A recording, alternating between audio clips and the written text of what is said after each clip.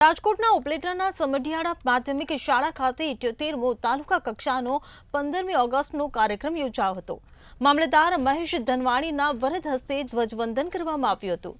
ધ્વજવંદન બાદ શાળામાં સાંસ્કૃતિક કાર્યક્રમ યોજવામાં આવ્યો હતો, જેમાં ધોરણ 1 થી 8માં ભણતા વિદ્યાર્થીઓએ ભાગ લીધો હતો।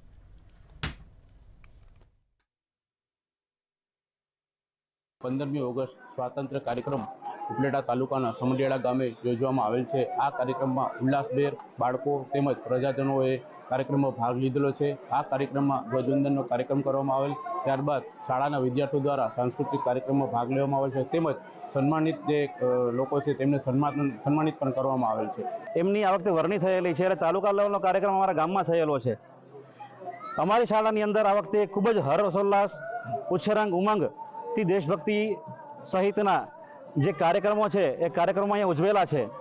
આ કાર્યક્રમની અંદર શ્રી મામલતદાર સાહેબના હસ્તે ધ્વજવંદન થયેલું છે।